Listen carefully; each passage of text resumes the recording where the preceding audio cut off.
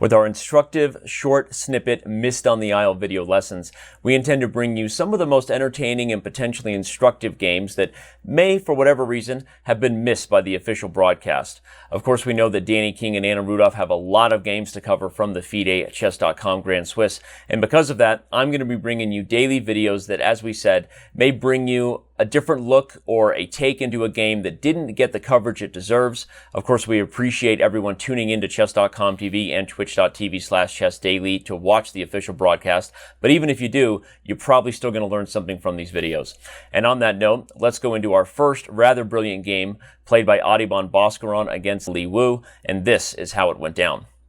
After a almost perfect isolated queen pawn opening where you see all white's pieces primed right where you like them, controlling center squares on the open files, batteries galore on the diagonals. Those types of positions are very difficult to play when your opponent has all the active pieces, which is why black played the move c5, trying to exchange and liberate his pieces, for example, the bishop on e7.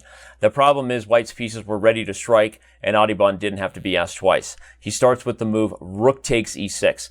Just an exchange sack? No. An opening of the door, maybe even kicking down the door for an attack. After f takes e6, bishop takes h6, threatens the move queen to g6, and with it, lights out on g7. What you're going to find after this is that this is a model of how to play the initiative. Every single move that white plays from here on out is played with a tempo, with a purpose, and keeps black on his heels until the final moments. Queen to e8 played, as we said, to stop the move queen to g6. But after bishop g5, we're threatening knight takes d5, followed by bishop takes f6, and mate on h7. This, of course, forced the move queen h5 to guard it. Well, now we bring another attacker into the game. Rook e1, not only play with a tempo on the move e6, the pawn e6, but also the square e5 hitting the queen.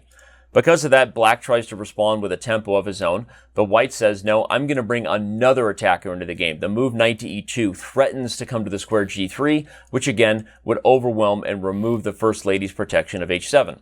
Because of that, black had to play bishop to d6 to guard knight g3. Well, now we take back on d4 with the e-knight, renewing the open line of our rook and threatening knight takes e6, which would be even more devastating. Because of that, black plays e5 to stop the move knight takes e6, but concedes the f5 square in the process. Another move played with yet another tempo on a piece. Black defends, and now we finally see the icing on the cake. Bishop takes f6, another tempo move, not just because it removes the knight, but because it creates a threat of queen takes d5 check. This forced the knight to recapture. Now we win a piece, and after e4, the final tempo move is queen to b3 with check. Winning on the spot, black resigned, but to show a line that may have occurred with king h8, I think it's as simple as white recapturing the pawn on e4, taking with the rook, where not only does white have two pieces already for the rook, but threatens things like rook h4, and that should be good enough to win the game very quickly. So once again, an isolated queen pawn position that leads to the types of tactics we can all dream about and learn from in Adhiban's game. Something to take note of is the efficiency and the tempo moves that he played from here on out if you want to learn to be a great attacker. Remind you again, you can check out the coverage at Chess.com TV and Twitch.tv/chessdaily. What's at stake on the Isle? Well, of course, we have a World Chess Championship cycle, and the winner of the FIDE Grand Swiss will play in the candidates for a chance to challenge the reigning world champion. Thanks for watching our first Missed on the Isle video, and we will see you around on Chess.com.